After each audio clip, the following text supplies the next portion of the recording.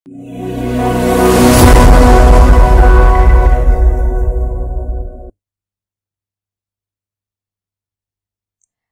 वालेकुम dear students, कैसे हैं आप सब?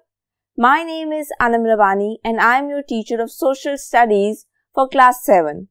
बच्चों, हम पढ़ रहे थे chapter number 20 that was about human rights और आज हमने करनी है इस चैप्टर की एक्सरसाइज। तो चलिए शुरू करते हैं।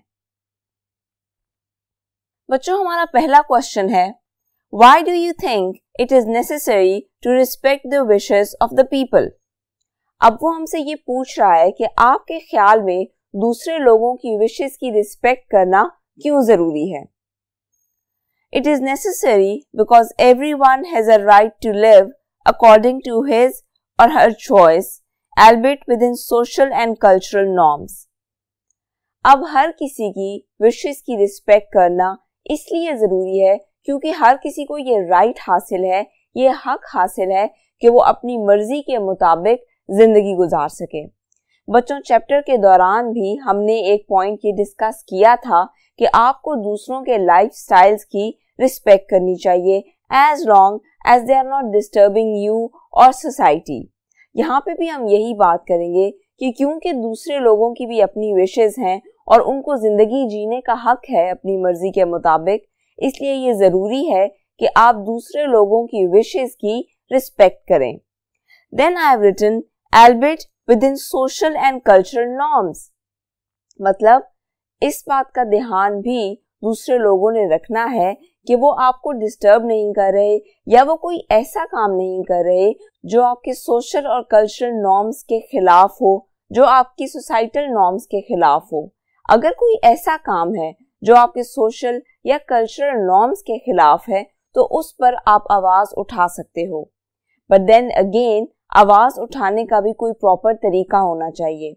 ऐसा नहीं है कि आप दूसरे इंसान से जाके लड़ना झगड़ना शुरू कर दो, बल्कि आप प्रॉपरली जाके बात करो, आपको जो भी प्रॉब्लम है उसको बताओ और उसके बाद उस प्रॉब्लम को सॉल्व करो।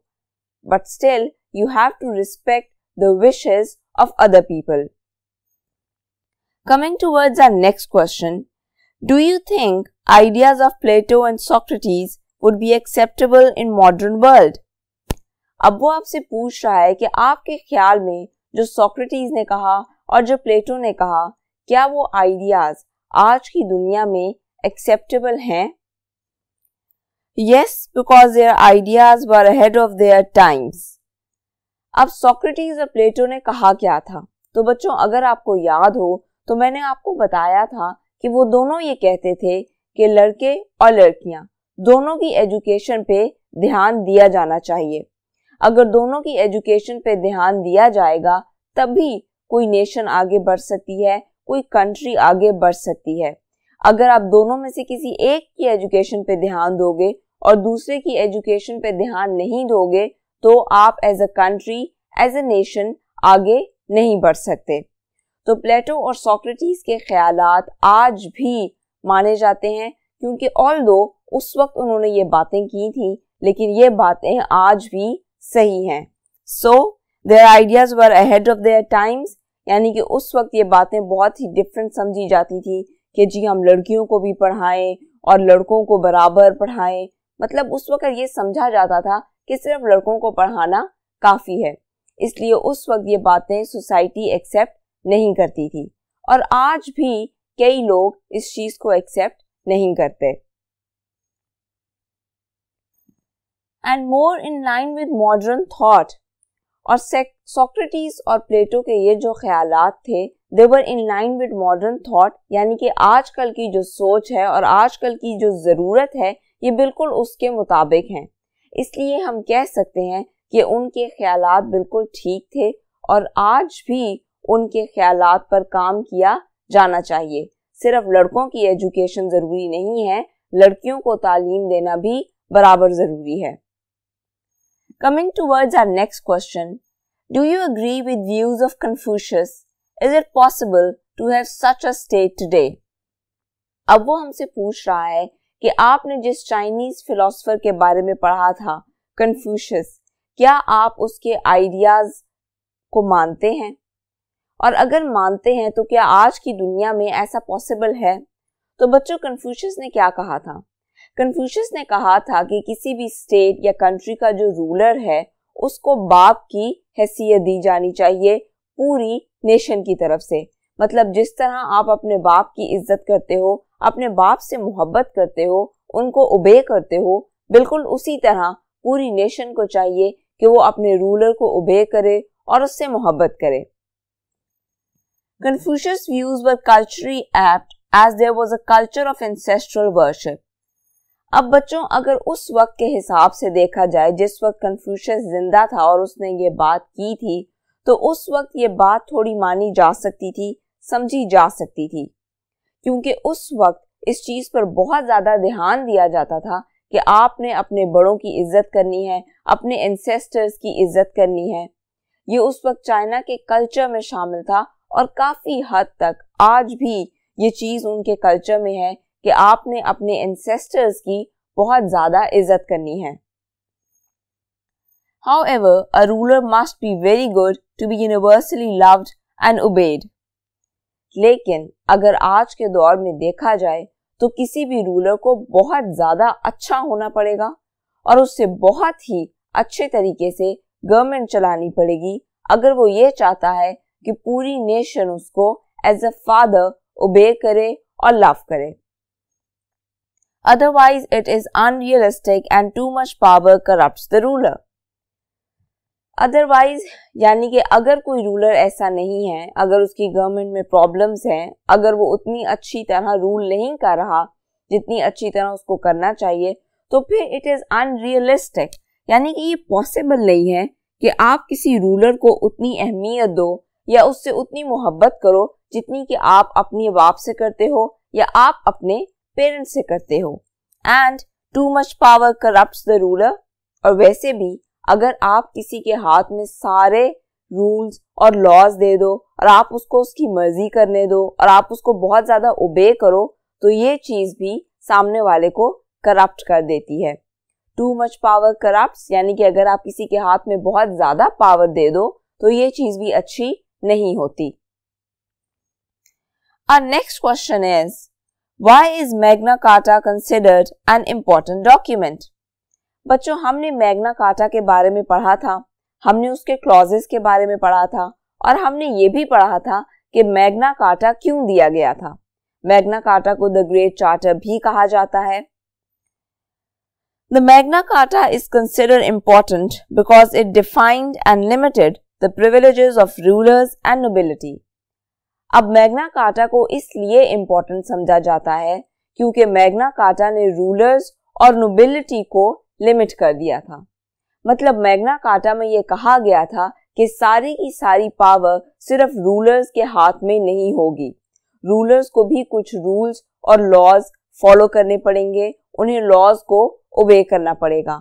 ऐसा नहीं होगा कि वो जब दिल चाहे जो मर्जी लॉ बना ले, जब दिल चाहे कोई टैक्स लगा दे या लोगों से टैक्स लेना शुरू कर दें। वो हर वक्त अपनी मर्जी नहीं कर सकते, बल्कि उन्हें भी कुछ रूल्स और लॉज फॉलो करने पड़ेंगे जिस तरह बाकी लोग फॉलो करते हैं। बेसिकली मैग्ना कार्टा बनाया ही इसलिए गया था ताकि जो रूलर्स हैं और जो नोबिलिटी है उन सब को थोड़ा कंट्रोल में रखा जा सके, क्योंकि अगर ऐसा ना होता तो जो भी रूलर आता वो टोटली अपनी मर्जी करता रहता। उसका जब दिल चाहता वो किसी को सजा देता, जब दिल चाहता किसी की सजा माफ करवा लेता और जब दिल चाहता कोई जुर्म कर लेता लेकिन उसको सजा ना मिलती। इसीलिए मैग्ना कार्टा बनाया गया था ताकि जो रूलर्स हैं उनकी पावर्स को भी लिमिट किया जा सके। That is why it is considered important. Now let's move towards our next question. What would you like in a perfect world? Discuss. बच्चों, that is totally a class discussion. अगर आप खुद लिखना चाहो तो आप लिख सकते हो कि आप अपनी परफेक्ट वर्ल्ड में क्या चाहोगे और क्या नहीं चाहोगे। अगर आप चाहते हो कि रूलर्स बहुत या आपके हुक्मरान बहुत अच्छे हों तो आप वो पॉइंट लिख सकते हो। इसके अलावा आप कौन कौन सी फैसिलिटीज चाहोगे, आप क्या चाहोगे कि आपके मुल्क में कौन सी चीजें हों और कौन सी चीजें ना हो, ये सब कुछ आप लिख सकते हो अपनी मर्जी के मुताबिक. That is a class discussion and if you are not in a class तो आप अपनी मर्जी से कुछ भी लिख सकते हो जो कि आप एक परफेक्ट वर्ल्ड में, अपनी परफेक्ट वर्ल्ड में चाहते हो. Now our next question. Do a little research to find out more about the kings who were ruling in Europe at the same time as Salahuddin Ayyubi. बच्चों, अब Salahuddin Ayyubi was a very famous leader and a ruler और वो बहुत अच्छा military leader था, यानी कि बहुत अच्छा फौजी हुक्मरान था. What human rights did their subjects have? अब इस क्वेश्चन में उसने आपसे ये कहा है कि सलाहुद्दीन अयूबी के टाइम में जितने भी लोग या जितने हुक्मरान उस वक्त यूरोप में हुकूमत कर रहे थे, आप उनके बारे में थोड़ी बहुत रिसर्च करो, उनके बारे में इंटरनेट से थोड़ा बहुत देखो और ये देखो कि वो लोग अपनी अवाम के साथ किस तरह का सलूक करते थे. तो बच्चों, अगर सलाहुद्दीन अयूबी की बात की जाए तो ही was famous for his fair and just governance. Fair and just governance. अब फेयर एंड जस्ट गवर्नेंस होने का मतलब ये है कि वो लोगों को इंसाफ मुहैया करता था. अगर किसी के साथ कुछ गलत हो भी जाता था तो वो उसको इंसाफ दिलाता था. And then he was famous for his chivalry and generosity. अब शिवलरी क्या होता है? शिवलरी का मतलब होता है कि वो बहुत ज्यादा बहादुर इंसान था और फौजी होने के नाते वो बहुत अच्छा लीडर था, यानी कि अपनी फौज को बहुत अच्छे से लेकर चलता था और अपनी फौज को सही बताता था कि कब किस वक्त हमला करना है, कब किस वक्त रुकना है और कब किस डायरेक्शन से या किस सिमत से हमला करना है. And generosity. जेनरोसिटी आप कहते हो कि जब आप देने के मामले में बहुत कुशादा दिल हो या खुले दिल के मालिक हो, तो सलाहुद्दीन अयूबी इस मामले में भी अपने लोगों में बहुत फेमस था, बहुत माना जाता था. अब आपने इंटरनेट से थोड़ी बहुत रिसर्च करनी है कि सलाहुद्दीन अयूबी के टाइम में जो रूलर्स उस वक्त या जो हुक्मरान उस एरिया में हुकूमत कर रहे थे वो अपने सब्जेक्ट्स के साथ या अपनी अवाम के साथ, अपने लोगों के साथ कैसे थे. Our next question is, find out more about French Revolution and American Civil War. अब उसने आपसे पूछा है कि फ्रेंच रेवोल्यूशन के बारे में बताएं, यानी कि फ्रांस में जो इनकलाब आया था उसके बारे में बताएं, और जो अमेरिका में सिविल वॉर हुई थी, अमेरिका में जो राइट्स ऑफ स्लेव्स को लेकर वॉर हुई थी उसके बारे में बताएं. French revolution toppled the French monarchy and gave more rights to common man. French revolution, जैसा कि मैंने आपको बताया कि जो फ्रांस में इनकलाब आया था, it toppled the French monarchy. Topple का मतलब होता है किसी को उसकी पोजीशन से हटा देना या गिरा देना. तो जितनी भी फ्रेंच मोनार्की थी, मोनार्की हम कहते हैं जो भी आपके ऊपर हुक्मरान आए हुए होते हैं और इसके अलावा आपके मुल्क के जो हाई फाई लोग होते हैं, जो बहुत अमीर होते हैं या जो एलीट क्लास होती है, उसको हम मोनार्की कंसिडर करते हैं. French revolution toppled the French monarchy and gave more rights to common man. तो बच्चों, मैंने आपको बताया था कि जिस वक्त फ्रांस में इनकलाब आया था उस वक्त ये मसला चल रहा था कि जो पावर थी वो ज्यादातर हुक्मरानों के हाथ में थी और वो कॉमन मैन यानी आम आदमी की परवाह नहीं करते थे, आम अवाम की परवाह नहीं करते थे, उनके राइट्स का, उनके हकूक का ख्याल नहीं करते थे. इसलिए आम लोगों ने तंग आकर उनके खिलाफ बगावत कर दी, जिसके नतीजे में आई French revolution. The success of the French Revolution inspired the Americans to fight the British for their independence. अब जब फ्रेंच रेवोल्यूशन के बारे में अमेरिकन्स ने सुना तो वो भी इंस्पायर हुए, यानी उन्हें भी मोटिवेशन मिली. उन्होंने भी सोचा कि हमें ब्रिटिशर्स के खिलाफ जंग करनी चाहिए, क्योंकि उस वक्त अमेरिका पे ब्रिटिशर्स की हुकूमत थी. तो उन्होंने जब फ्रांस में इनकलाब के बारे में सुना तो उन्होंने भी ब्रिटिशर्स के खिलाफ बगावत कर दी. to fight for their independence and also to give freedom to black Americans who were treated as slaves. अब जिस वक्त अमेरिका में सिविल वॉर शुरू हुई उस वक्त ब्लैक्स को यानी कि अमेरिका में जो काले लोग थे उनको उनके राइट्स नहीं दिए जाते थे। उस वक्त ब्लैक्स को इक्वल ह्यूमंस कंसिडर ही नहीं किया जाता था, यानी कि उन्हें इंसान समझा ही नहीं जाता था। उन्हें स्लेव्स या गुलाम बना के रखा जाता था। उनको कोई हकूक नहीं दिए जाते थे। उनको साथ बैठकर खाना खाने की इजाजत नहीं थी, एक घर में रहने की इजाजत नहीं थी, साथ कहीं भी सफर करने की इजाजत नहीं थी, क्योंकि ये समझा जाता था कि अगर ये काले रंग के हैं या ये ब्लैक हैं तो ये हमारे इक्वल नहीं है। तो फिर मैंने आपको बताया था कि अब्राहम लिंकन की हुकूमत में उसने इस चीज के खिलाफ आवाज उठाई और उसने ये कहा कि तमाम स्लेव्स को यानी कि तमाम गुलामों को आजाद कर दिया जाए। Our next question is, what do you think are your rights and duties as a student? Discuss. अब वो आपसे पूछ रहा है कि एज ए स्टूडेंट आपके क्या राइट्स हैं और आपकी क्या ड्यूटीज हैं। आपने इस पर डिस्कशन करनी है और आप चाहो तो कोई आप चार्ट या टेबल अपनी कॉपी में बना सकते हो। तो बच्चों ये चीज आप अपनी मर्जी के मुताबिक लिख सकते हो कि आपको क्या लगता है कि एज ए स्टूडेंट आपके क्या क्या राइट्स हैं। You have got right to education,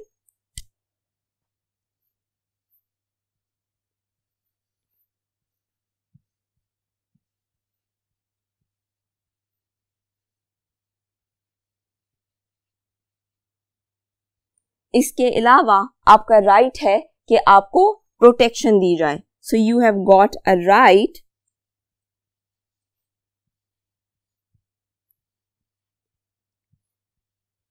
to protection,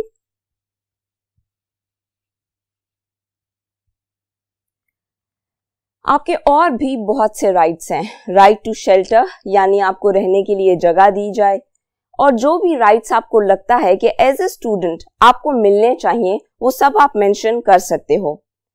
लेकिन एज ए स्टूडेंट आपकी कुछ ड्यूटीज भी हैं, यानी कि आपकी कुछ जिम्मेदारियां भी हैं, आपकी कुछ रिस्पॉन्सिबिलिटीज भी हैं, तो आपने वो भी मेंशन करनी है।